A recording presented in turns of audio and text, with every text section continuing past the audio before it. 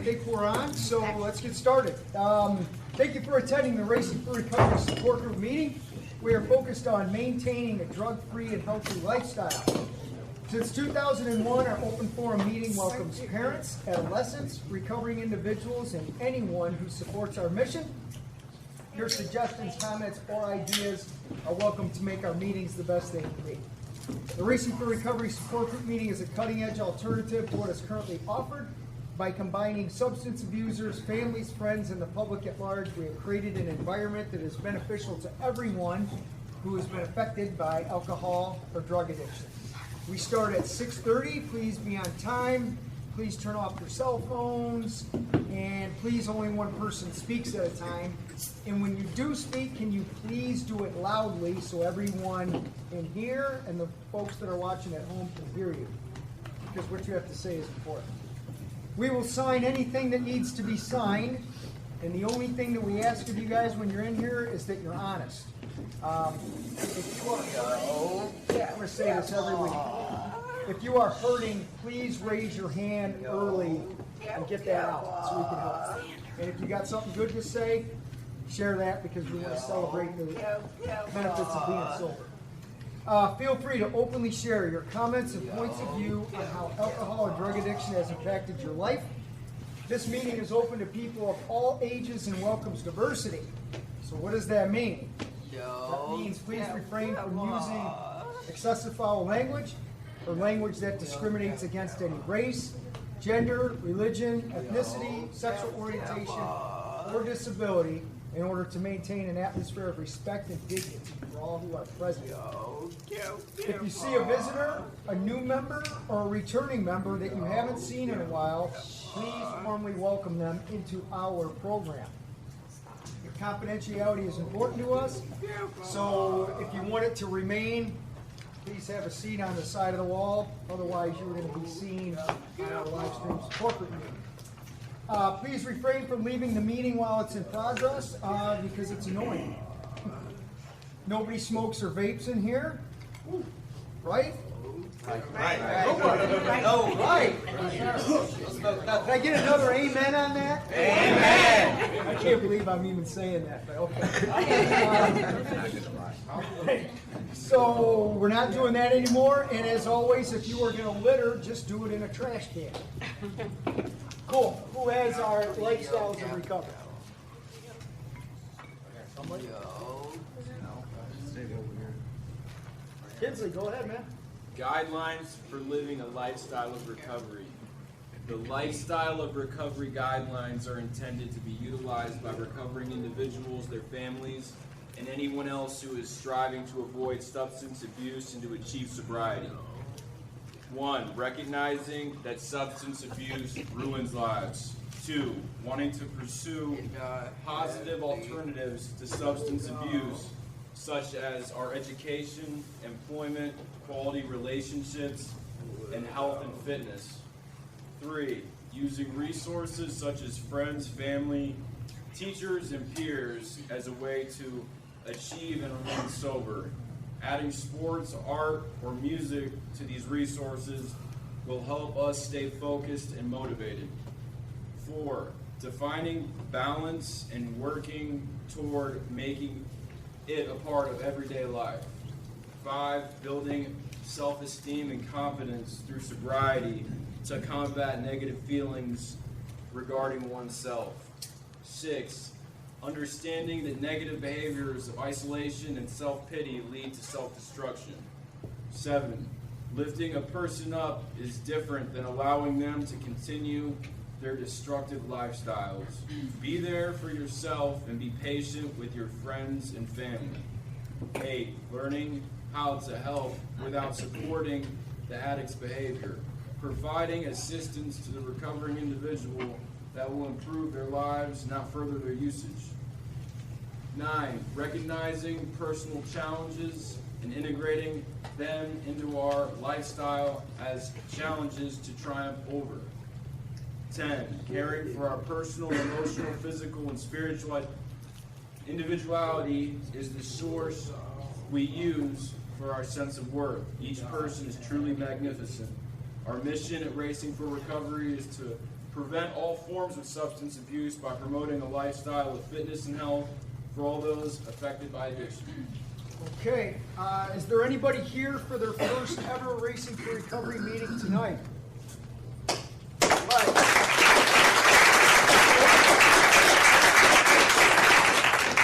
We are glad you are here. As I like to say, you're in for a treat, depending on what Russ does or doesn't do tonight, right? Yes, sir. So, at Racing for Recovery, if you are new, you're probably going to see right off the bat that things are done a little bit differently in here, and here's the main thing. We do not require people to say you're an addict or an alcoholic or whatever label you want to put on yourself. We look at people as people.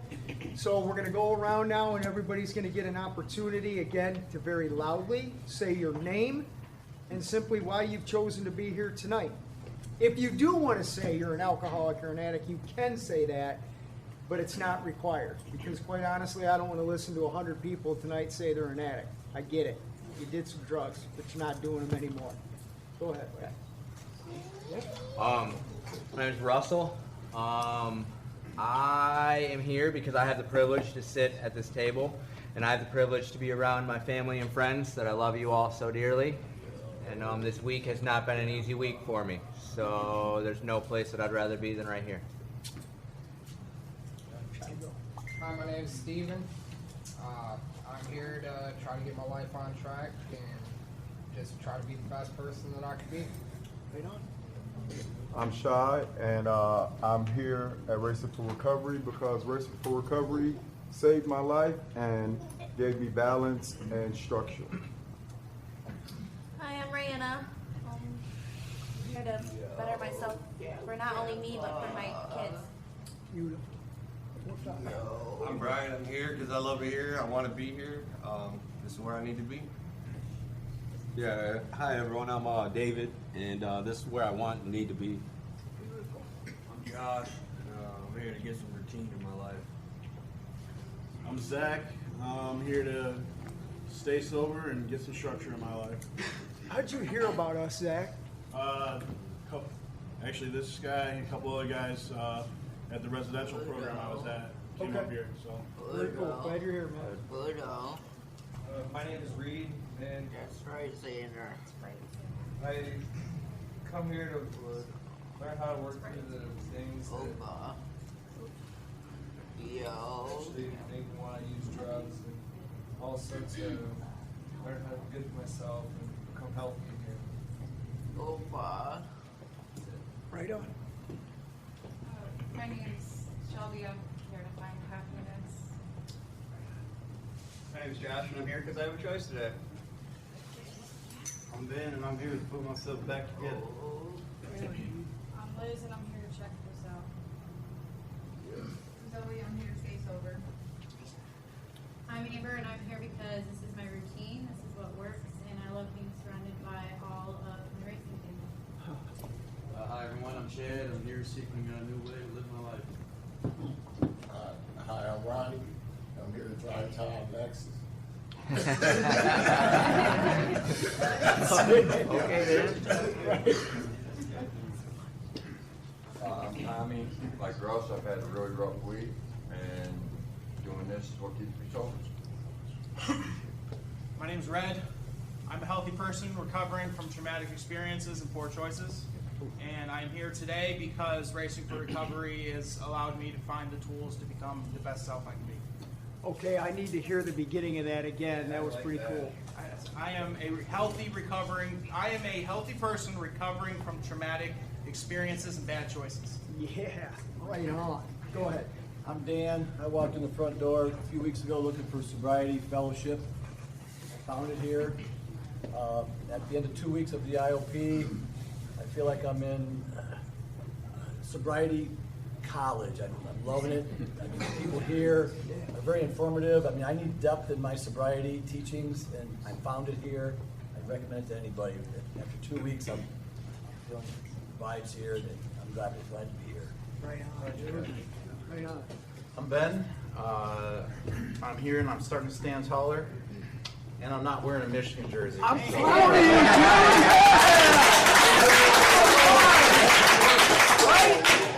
Joey! With sobriety, anything is possible. Check it out. Yeah. Right on. You're cured. You're cured. I'm Jim. Been sober 5 going on 6 years, and I'm here because Dan invited me to. Just so people are aware, Jim is the awesome real estate agent who is helping us get a lot of lodging facilities for everybody. So, big round of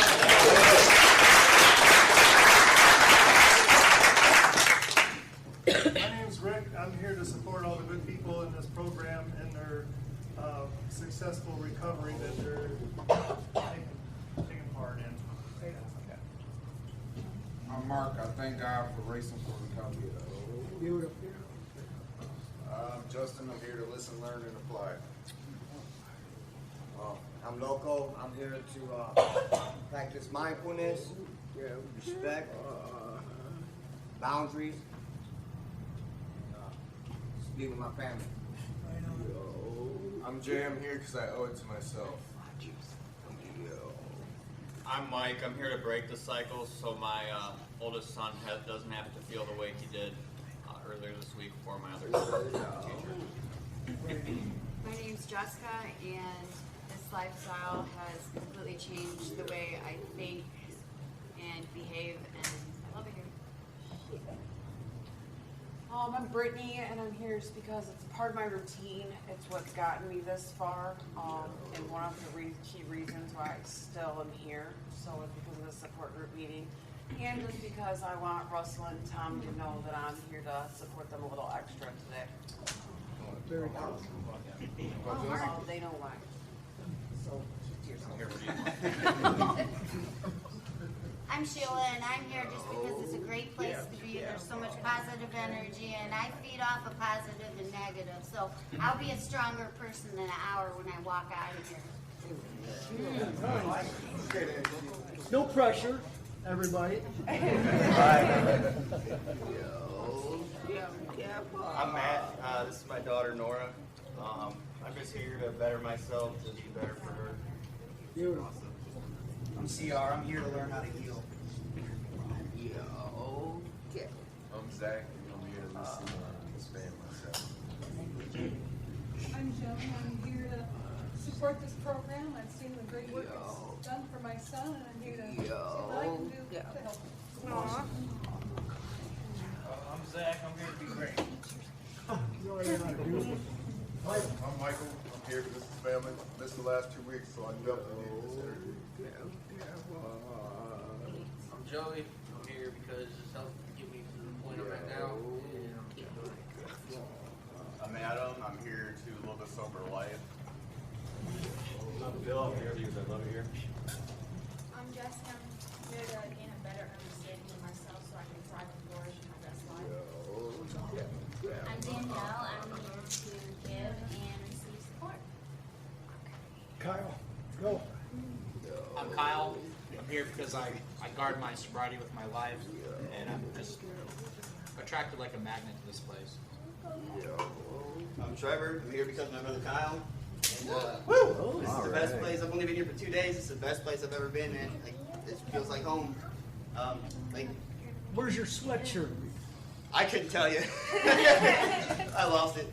What's up with your boy? Hey, somebody picked up a sweatshirt in the hallway that belongs to him. Yeah. Yeah, can I have it? That'd be awesome. Thank you.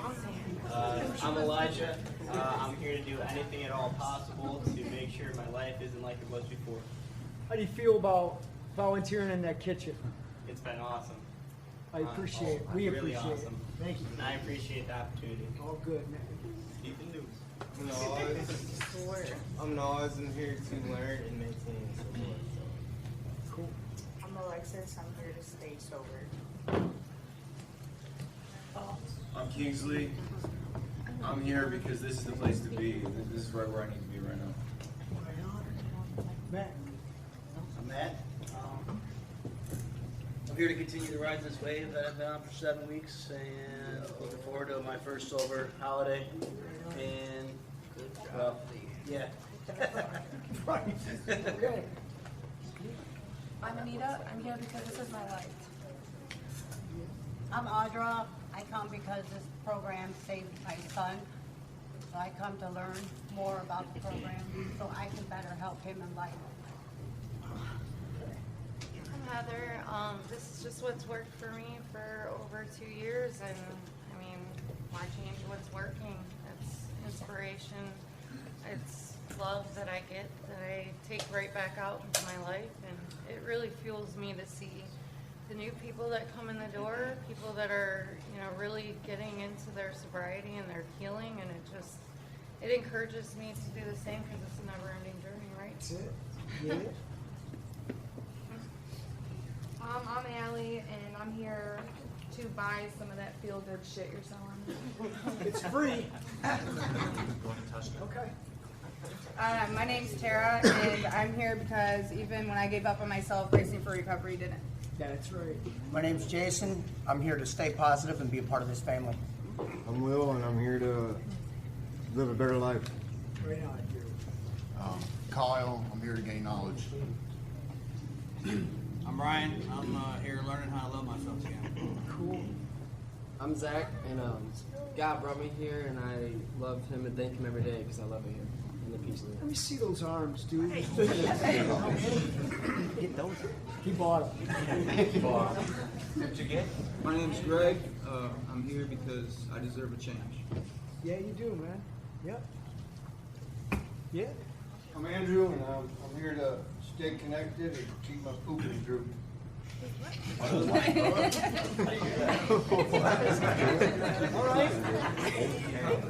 I'm Amy, and I'm here to give support, but I have also come to love these meetings, and the camaraderie that's in this room is amazing. So.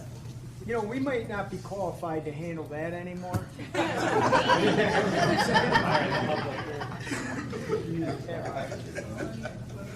I'm Abby. I'm here to become a better version of myself. I'm Kelly. I'm here because I'm a mom, and I want to become the best mom that I can be for my kids. I'm Adrienne. I'm here to better myself so I can be the best mom I can be for my daughter. Good, good. I'm Roger. I'm still here mostly because Loco and Brittany keep feeding me. I'm Dominic. I'm here for growth, and I also had a rough week, so I'm here tonight to get some inspiration. I'm here for support. I'm Brooke. I'm here because these meetings are very important piece. I'm Brianna. I'm here to give and receive support. Right. I'm Frank. I'm here to give and receive support.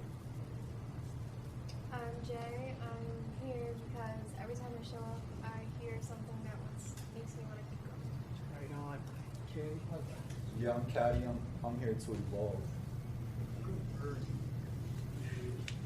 Tori, I'm here because, well, our spirituality support group, if you would, was amazing, and I decided I wasn't done for the evening. And also in group today, you asked who was coming tonight, and I rose my hand, so I'm practicing commitment. Okay. All right. Okay, then. Right. Yeah.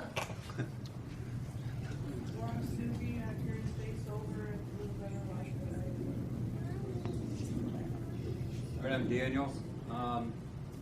The reason I'm here, I was searching for a solution to my addiction and my problems.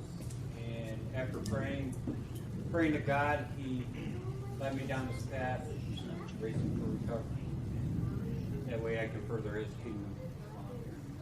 And how do you feel about running that spirituality meeting? I love it. It's a really intimate, good connection with people. What time is that? 5 p.m., just before this meeting. How many people? Was it you 5? No, it was just us 3 this evening. How many people were at the first ever Racing for Recovery meeting? 5. Keep going. 5 p.m. that is every Thursday, right? That is correct. Okay. Pat? My name's Pat. I'm here to learn, grow, and change. And from the news on the streets, this is the place to be on Thursday night. It is. Sure. I'm Mark. I'm here because this is part of my life. It's given my life back to me, and I won't stop coming. My name's Todd. I am thankful for being a part of this for over 2 decades. I love watching people get better. I love this time of year, and I'm looking forward to another productive meeting tonight. Who has the answer? Right here. Yes, The Answer by Donald D. Carr. Running from the misery, trying to escape the pain as I approach the light of hope that lies before me. Each step overwhelms me. Every breath sears my throat. I ache. My body rebels against me. My misery torments me. Agony has become my closest companion. My demons mock me as I dangle helplessly above the abyss of alcohol and drug abuse. The voices all sound the same, criticizing, accusing, blaming me for what has happened. They don't understand. They don't care who I am. I'm a human being, full of thoughts and feelings. I'm worth saving. Just show me the way. At last, I reach the light of promise. There stands the answer. Open arms, understanding smiles, looks of trust, and so it begins, racing for recovery. All right. And a snap. Let's go. Yes, sir. What's that thing with 2 snaps?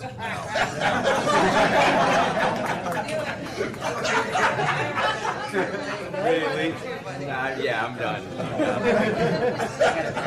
Okay. All right, let me rein this in. Now I got that going on in my head. So first things first, it's Dan's birthday today, so hopefully everybody got to wish my buddy Dan a happy 75th birthday. Like big, no, our Dan. Yeah, he's 75 today. You didn't know that? Yeah, crazy. I'm thankful for that guy. He does a lot of work, and knowing what we did together all those years ago to what we're doing now is another example of our slogan that with sobriety, anything is possible. Okay, so before we go, I do have we got a new mom in the back tonight. We have a couple returning moms and some other people. So I want to explain like how this format came to fruition. Actually, back when I made a couple feeble attempts at getting my life together, I was dating a girl at the time, and I remember her saying to me, no matter what you do, I'm left holding the bag by myself. When you're drinking, you leave me alone, and when you make these attempts to get sober, I'm still sitting here by myself.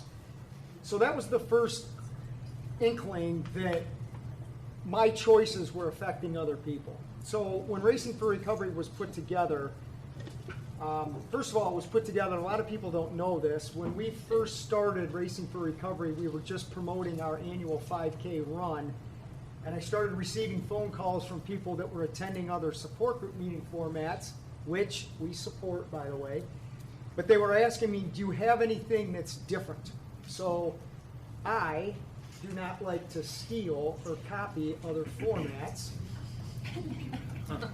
So I thought, well, let's give somebody something different that has never been done before. And it was then that our concept came where we wanted to have us, people who are battling addiction, with their families in the community at large so everybody could understand what each other are going through.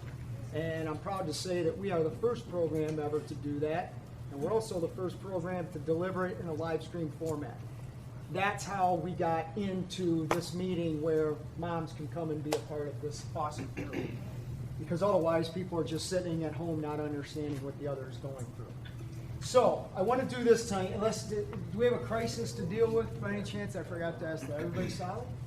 Cool. All right. Okay. So I want to do this tonight. People ask me a lot of times, well, where do you come up with your topics? And I listen to what people are talking about before the meeting or during the week, and then I turn them into something that we can discuss. So I want to talk about tonight what I like to call the gift. And the gift happens either one or two ways. And what I'm talking about the gift is, it's never wanting to use drugs or alcohol again. We all can go out and get high tonight. But when you don't want to get high anymore, it brings a peace that you've never had in your life. So somebody mentioned or asked me earlier, do you ever think of using drugs? And I've never thought of using drugs since the day I quit. I battle other self-destructive thoughts and concepts, which both illustrate there's still some healing to do. Whether you're thinking of using drugs or, God forbid, you're thinking of harming yourself, you're still looking for something to fill that void with. So how do you come to get the gift? Which means I never want to use drugs or alcohol again. Some of us get it, and I will say it's a gift from God, or I like to say that my mom was no longer with us. I got that gift that just simply said, I'm done. It's over. I want something different. The drug addiction is over. That happens immediately for some of us. There's some other people that they may not get the gift at that moment, but they're at least willing to not use anymore and work the Racing for Recovery thing until the gift comes. So I'm a firm believer in, if you get the gift, you have an opportunity to be extremely grateful of that gift at that moment you get it, and then how do you enhance it and give it back? If you are one who still battles the urge sometimes to still use whatever substance you want, I have empathy for you in that, but as long as you don't use and you keep doing what we're doing, eventually I do believe that that gift is going to come to you. So why don't we have a discussion tonight about where you are in that process, how it came to be, how you feel about it, and what you're doing not only for yourself, but other people. Please don't make me repeat that. You know what I'm saying? Can we do that? Yes, sir. All right, one topic tonight. Sorry. You're good? Nope, go ahead, your show. Zoe. I can say that I'm one of the people that have not been fortunate enough to get the gift yet. I still struggle, not on a daily basis, but a decent amount to want to use. I guess how I cope with that is just continuing to work out and eat healthier and go to therapy. And I don't know. This is like the only thing that I have left. You know what I'm saying? Like there's nothing else has. I don't want to say worked because I haven't really made that many attempts at recovery, but like I know that I can't go back to using drugs, so this has to work, and hopefully at some point it does. I guess is where I'm at. It will. I guarantee you, it will. Andrew. Go ahead. For me, it wasn't a gift, it was a process. Because for 30-some years, my reaction was to use, and then it became an action because it was my reaction for so long. And then once I came here and started learning some stuff that you guys were teaching me, it started becoming a reaction. And then the more that I decided to persevere through everything and work through everything and not say, fuck it, it became an action. So, like I said, it was a process for me. The more that I did it, the more that it wasn't an idea anymore. It wasn't a knee-jerk reaction to, whenever I had trauma, the knee-jerk reaction wasn't to say, fuck it, and let's go use. It became, let me see what this situation is presenting, what type of an opportunity is this situation presenting me with, and how can I learn and grow from it. The more that I did that, the easier that it was for me to do, and the more that it became an action, and it's been great. Awesome. Go ahead, Kelly. My dad was an alcoholic for over 20 years, and the day I had my son, he quit drinking alcohol altogether. This time that I stopped using, it was on my son's birthday, and wouldn't say like there's days I struggle, but I don't know if I struggle with using. I think maybe I just struggle with life at the moment and still working through a lot of things I have to work through. But my dad passed away, it's been 3 years now. And I feel like it was a gift that it happened to be on my son's birthday, being the last time that I was ever gonna use again. So with that, I hold it to my heart, like maybe this time, this is gonna be the one that works for me.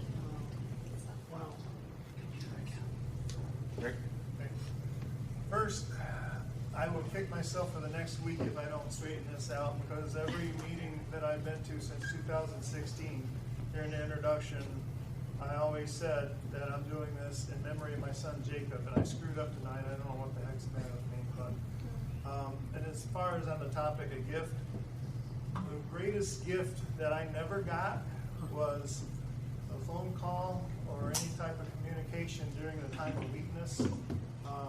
When he came back from being in the Cleveland area, Glen Bay, and then in the sober community there for 6 months. And the very night that he came back, then some friends, not friends, but people took him out, and he ended up making a phone call that night, and he died the night that he came home. And so the greatest gift that you can give to your loved ones or anybody that's a supporter is when you're feeling weak, whenever you're feeling you can't internalize, you know, those demons that are trying to get you. Use those lifelines and the people that can give you strength to help you get through those times. Thanks, Rick. Josh.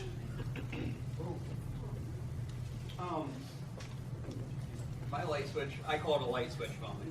Whatever, you know, happened over there at the extended stay.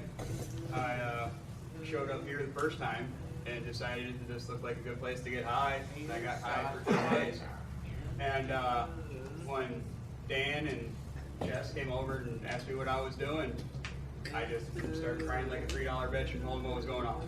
You know, I knew, I didn't know what it was, but I had found something here. And that's the only thing that mattered. There was something here, I didn't know what it was. And from then on, I can honestly say I haven't had any urges to use drugs. Wow. Reckless behavior, on the other hand, that's a different story. Driving recklessly, doing stupid things while I'm working, stuff like that, taking shortcuts, that's sort of becoming an issue. But at least now I know of it, and I think I'm attempting to correct it because I lie to myself a lot more than I lie to other people. So I'm trying to do something about that. But your last part was, what do we do for other people or whatever? And I just do whatever I can. You know, if my family's taken care of and I don't need anything and somebody needs something, I'm going to do something about it. You probably don't want me to talk about that recent thing you did. Up to you. Well, I'm gonna, because it's pretty cool.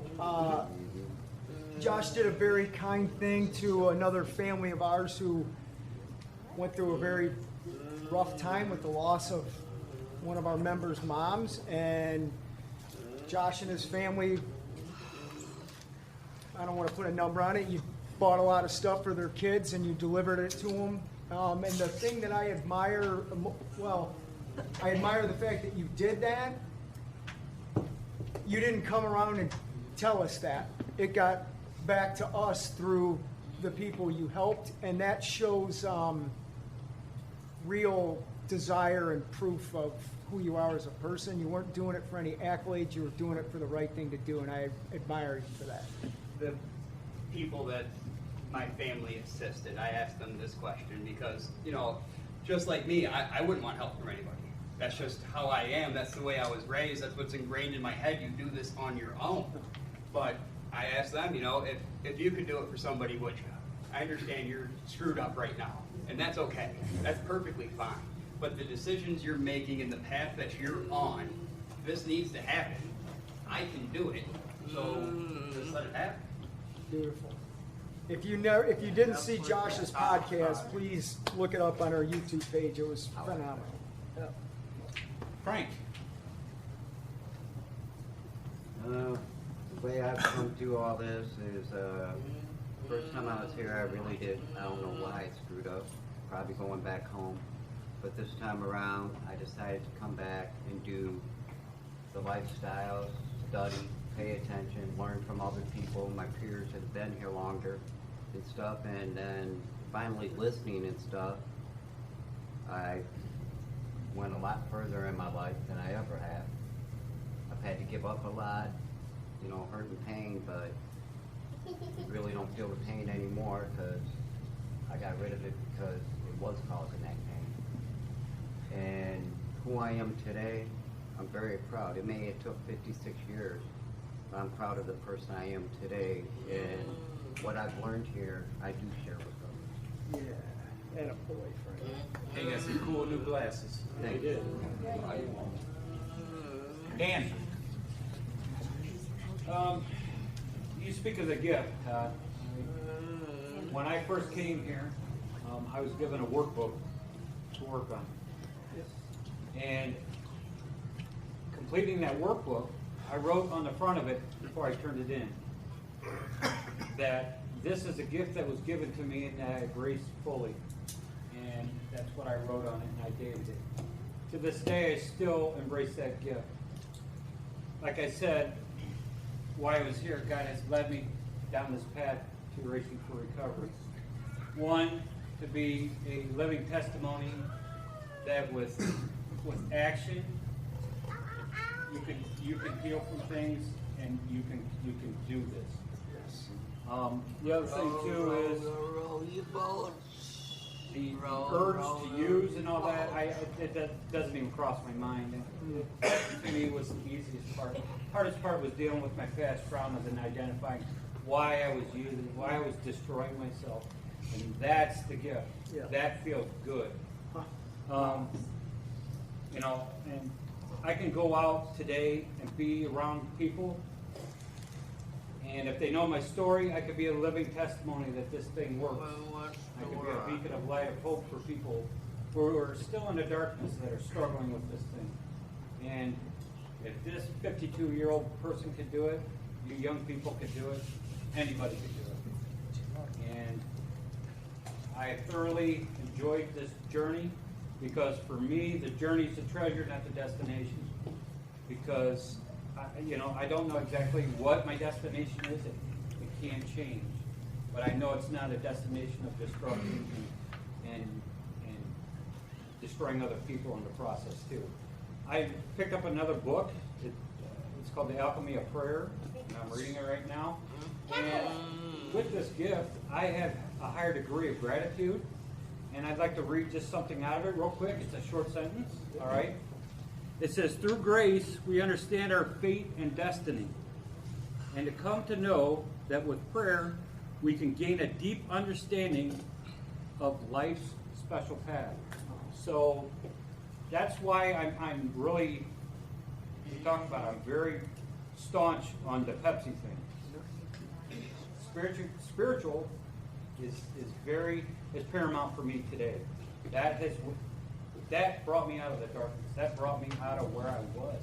It helped me open my mind to new things and new ways to do things. Because I thought, okay, this way was the only way. It's not. There's many other paths that you can take and still get to the destination. Can you describe the Pepsi thing so people don't think we're handing out cans of pop? Right. No. All right. Pepsi is an acronym for the 5 pillars that we work on here at Racing for Recovery. First one is psychological. Work on your psychological health through therapy, through group settings. The next one is your emotional state. Where are you at? Peer support's one of the biggest ones for emotional things. Physical. Get active. Get your body moving. Get that helps open your mind up. And obviously the spiritual end of it. But the other one that's really, really important to me is the intellectual end. That's why I always educate myself. I'm always constantly facing the book. Because that's one thing people or anybody cannot take away from me is my knowledge. Pat. All that. Wake you up there. So you're gonna sit up there and tell me that I never have to use drugs and alcohol ever again? Yes. Oh, what a concept. Never have to. That, like, for the longest time, like, it was never about, that's how I was, I have the confidence in myself now that I know that I never have to do that again. Like, it's just not going to be an issue. The thing that always got to me back in the day was those self-defeating thoughts. And when I let those eat at me, and I just want them to go away, that's when I turned. Now I know how to handle that shit. Like, handling life's hardships without drugs or alcohol is the easiest fucking it's not easy, but knowing how to deal with that shit, anything else that life throws at me, I know how to handle now. Like, and to be able to be blessed with this opportunity of sobriety is just like the most amazing thing ever. It's unbelievable because a lot of people don't get the opportunity. A lot of people don't get the chances that we all get. And it's really sad, but like that's why I feel fucking blessed every day to be alive here. Every day I wake up breathing. That's another fucking great ass day. Sorry for my language, but the family's here. But it's just like, that's why I love like that, the whole thing, like the gift of sobriety, because it's a fucking gift. It's a freaking gift. Hey, PG-13. But I was thinking about something the other day, and I'm just gonna share it, because he was just talking about spiritual aspects. And this is just for me, this ain't for anybody else. But if I can believe in Santa Claus as a kid, I can believe in something. It's good. Wow. Something. It don't have to be a God or anything, but I can believe in something. If I can put that faith in Santa Claus that he would give me something, I'll believe in something. That's really cool. And Santa's showing up here tomorrow, I think, too, right? I'm right here. I want to, real quickly, I want to address on there. There's two things. You know when you have a good topic, when there's already, 15 hands that are raised. That's when you know you're onto something. And to go on with what Patrick said, yes, people never, ever, ever have to choose to use drugs again to deal with life's hardships. This notion that relapse is a part of recovery is the most disturbing thing I think any treatment center could ever say. Because with respect to having a mom sitting in here, I'm certainly not going to have a mom call me and say, you told my kid that relapse was part of recovery and he's dead? Think of that. That relapse as part of recovery thing is BS. You keep it at PG-13. It's a right? You never have to use drugs or alcohol again. That is a fact. That is an undisputed fact. And I hope people really grasp that. What do you mean? I had a slip. It's 50 degrees outside. You slipped on what? Unless it's a banana peel, because you changed your lifestyle of eating or whatever. But we don't have a slip and a crack pipe ends up in our mouth. That's not how that works. And that's certainly not a part of recovery. Right? Go on. Ben.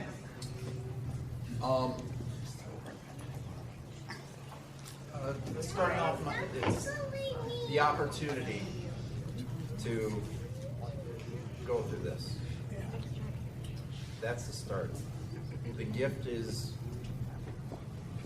my sobriety. The reward is having a relationship with my son again. Because he calls me daily.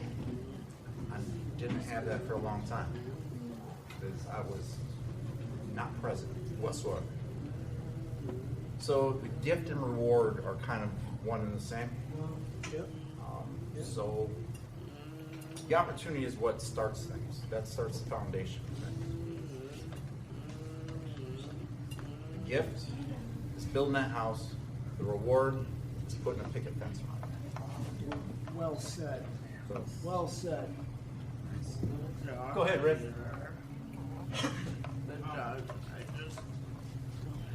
The gift that I received is a process that I wasn't even aware that was happening at the time. I think back to all the things that led me to be sitting in this seat, all the choices that I made that I thought weren't very significant at the time, to some of the mistakes that I made that I thought were life altering, which they were. I thought they were going to be in a very negative way, but without those mistakes, I wouldn't be sitting where I am today. To the chance people that I met on a whim, that went out on a limb to look out for me and get me here, to the phone calls that I made to have somebody call somebody to say, hey, I got a ride coming for you. We'll be there. It took about 2.5 hours to get there. You'll be in Toledo within 4 or 5 hours, and we'll see if you can do it. And it's just, I look back and all the times my higher power looked out for me when I thought things were hopeless. That was the gift.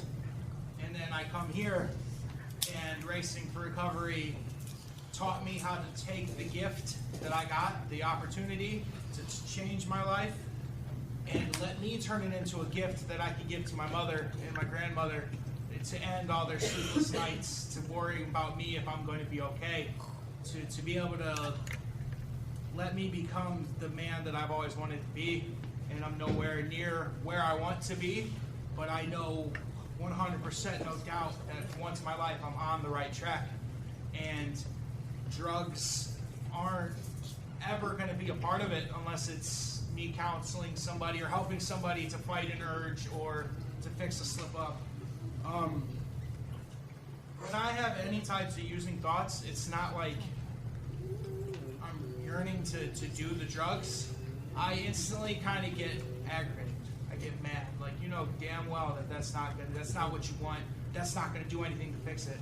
Like, I just, and if anybody knew who I was before I came here, nobody would have believed me if those words came out of my mouth. Oh, Red's not getting high? Yeah, okay. Yeah, in what universe? You know? And I'm so blessed for the gift that I've got, and it's just a gift that keeps on giving. Well said. Red, I know you've heard this before, but from the time that you got here to now, I just, it's unbelievable. And one of these days I'm going to be like you, you know? Thank you, sir. Yeah, absolutely. Trevor, go ahead. All right, my main focus on being here, mainly to be a better father and a friend, and really a son, because I put my family through a lot lately, and had a long life misery throughout using drugs and alcohol in my life. And it's, I don't know, it's been a long road, I guess. And I'm finally feel at peace being here. And I just want to thank you guys for being here for me and for my family for not giving up. I love you guys, man. That's really all I have to say. Right on. Right on, dude. Yeah. Alex. So I'm the kind of person that needs to hit my head like a dozen times before I realize that like it hurts. So I definitely didn't like have that gift coming into recovery, and I think the biggest reason why I didn't have that gift was because I still had that faulty way of thinking that drugs and alcohol took the pain away. Because it really wasn't even about like me wanting to get high. It was just about me not wanting to feel the shit that I was feeling.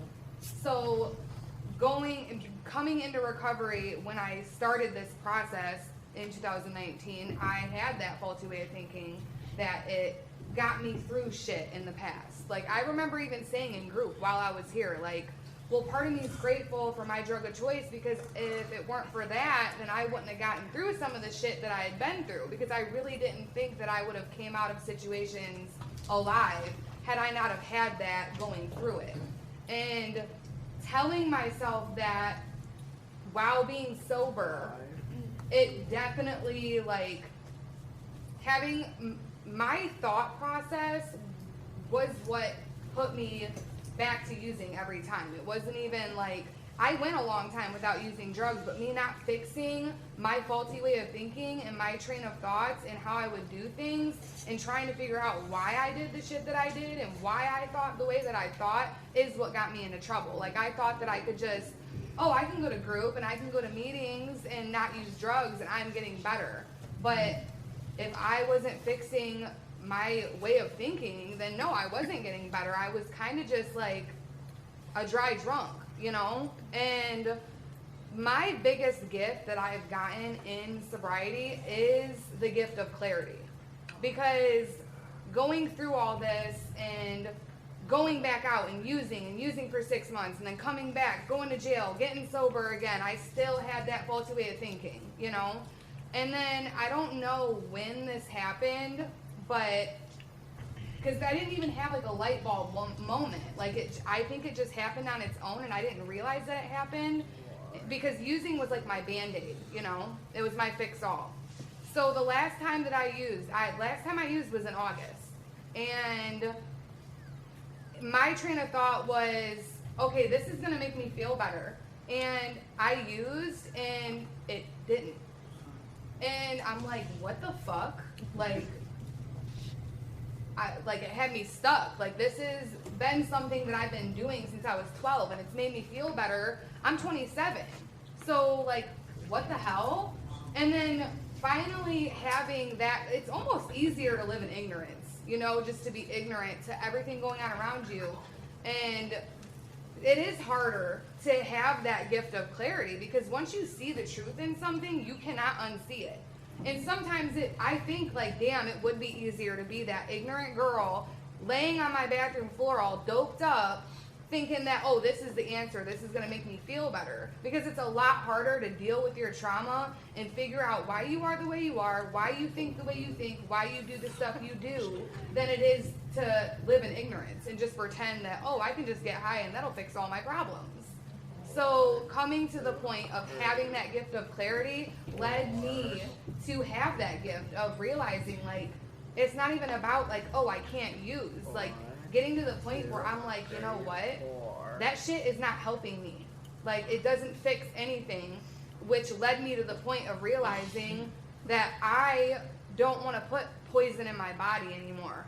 I don't want to hurt the people that I love, and I am important enough to not want to fucking kill myself every day. Like, it's not normal to just think like, oh, I can do heroin every day and I'm fine. Like, no, that's not normal. So clarity is a motherfucker, because it's hard having it sometimes because it sucks. But at the same time, it's like healing is such an ugly yet beautiful process. I'm just so grateful for it. I literally just had to do, my mom's best friend's daughter died, and they asked me to do her makeup for her funeral. She overdosed. And so I had to do a dead person's makeup on Tuesday morning. And while I was doing her makeup, I'm thinking, like, this could have been me. I was watching her daughter. That could have been my son. Thank God I have the gift of clarity.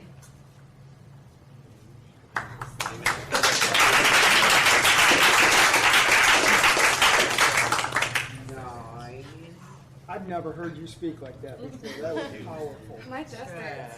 Holy. Go ahead. Mark. I know for me, God is the gift. You know, I know God makes my recovery possible, and God had opened a door, and He came in the form of Racing for Recovery. And I thank God for being here. It goes deeper than the drugs for me. You know, the problem was me. It goes deeper than the drugs. I know I was rescued. When I was using drugs, I can remember crying out in the dope house, asking for help. And I had cried out to God. He came in the form of a pair of handcuffs. And that's what started my recovery process. You know, I can relate being in AA, I can relate to that. And you get it's some good things that they say. You know, I never did get with the addict part of calling myself an addict. You know, I believe that, for me, my higher power tells me, he who the Son sets free is free indeed. And I believe in that, you know, and I just stand on that. You know, I don't have to call myself an addict, because drugs is something I did, is not who I am. I'm just grateful to be here. I thank God for all you people. You know, there is power in unity. You know, and so I'm keep coming back. That'll pass. My parents enjoyed meeting you the other day, man. I'm glad you're here. That was great. You need to speak more often. That was great. Go ahead. Tommy. This gift. I haven't got it yet. I had a really rough week. Now what I do is I reach out for help. Yeah. I got some awesome friends that here that support me, and Now I just reach out for help when the moment comes. I had not wanted to get high for a really long time. And then this week I wanted to get high. But then I reached out, one person I reached out 6 a.m. You know, and just because I was going that way, but had an emotional week, you know, after IOP, very emotional. I actually got another gift. My aunt called me and she's wanted me to get sober for 20 years. She's actually watching the live meeting tonight. So. You say hi to her? Say hi to her. Hi, Aunt Hazel, I love you. Say hi to Angela, everybody, right? Angela, right? Hazel. Deaf and blind. Right? Good stuff. Brian. Okay, so I didn't catch the so-called gift or whatever. I don't think it's so much of a so-called gift to me. It's more, I think there's more gifts that I was given that I was unable to accept in myself.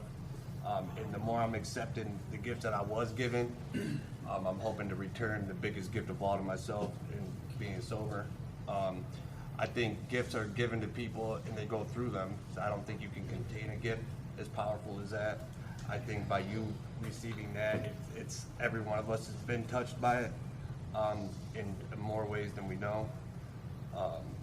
It's more than that, and it's I walked in here not knowing a damn thing about sobriety.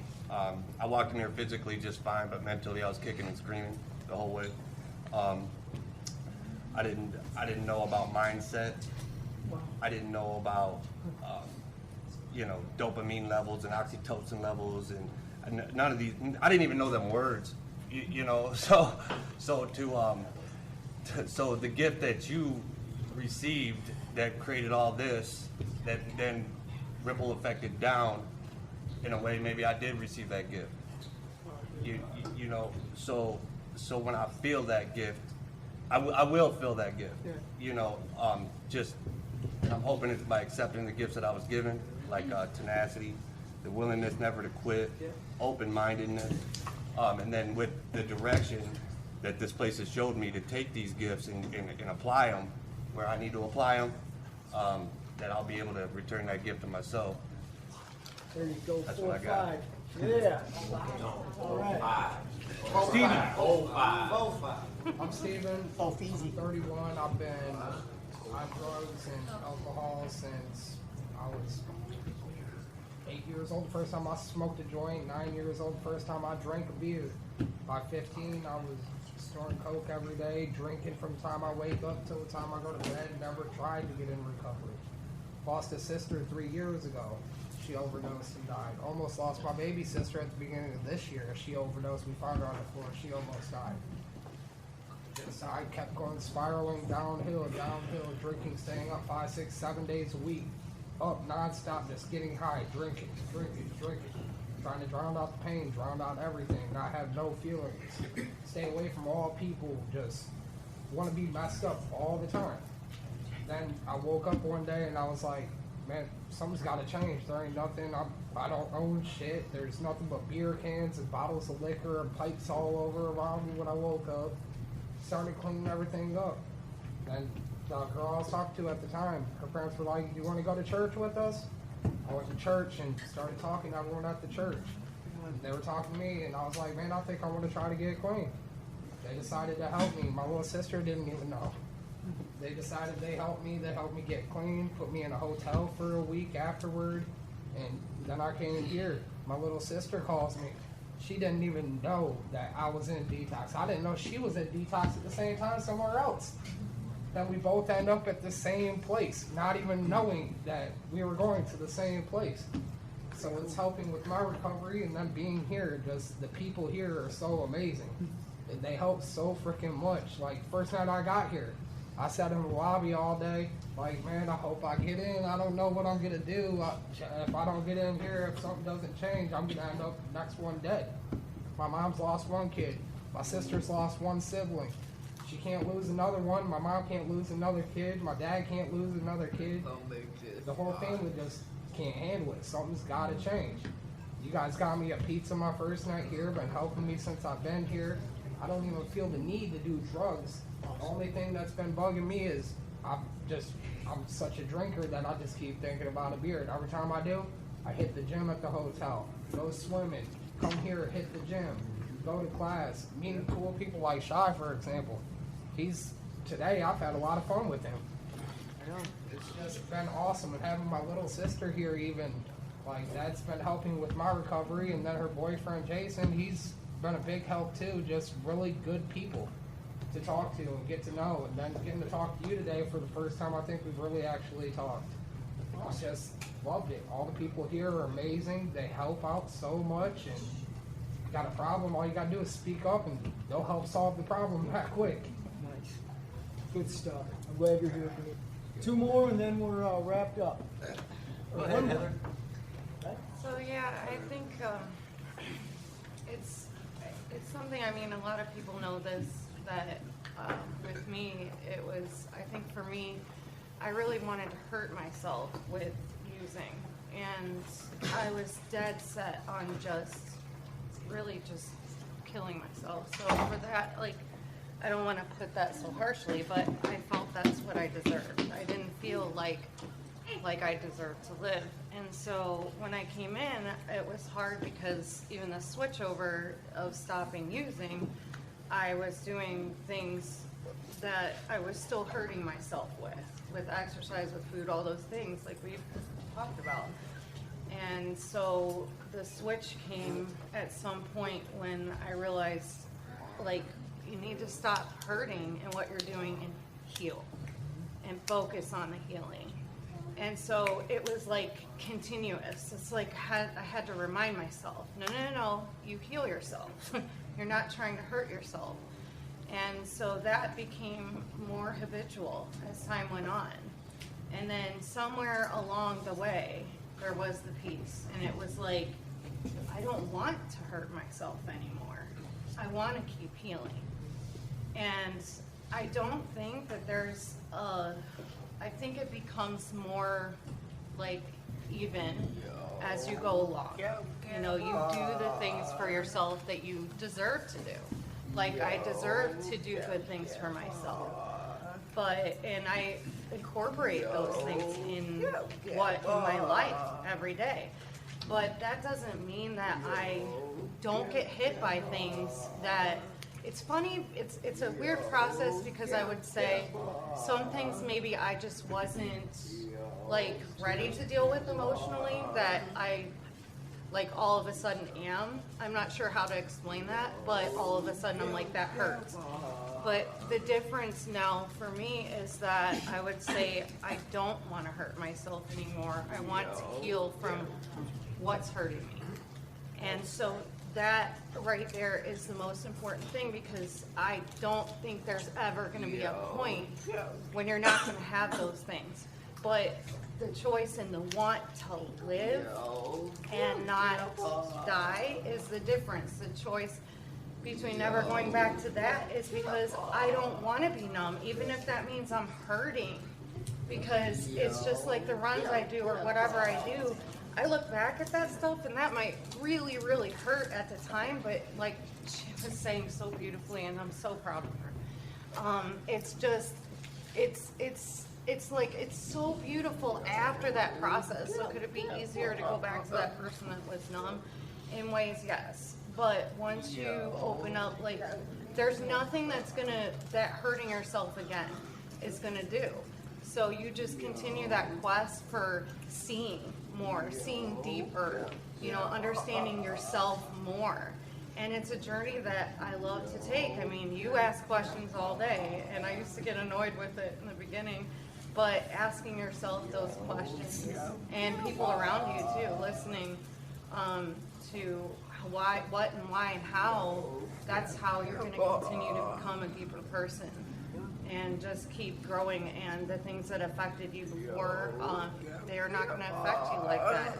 It just becomes a different process. But you're always going to face hardships. You always will, and you just keep living and face what you need to face in your life. Last one, Tara? Tara, bring us home. So I'm little sister, and like he said, like we lost our sister in 2018, and I almost lost my life January 7th. And it's actually my brother and my dad that gave me CPR until EMS arrived. I almost died.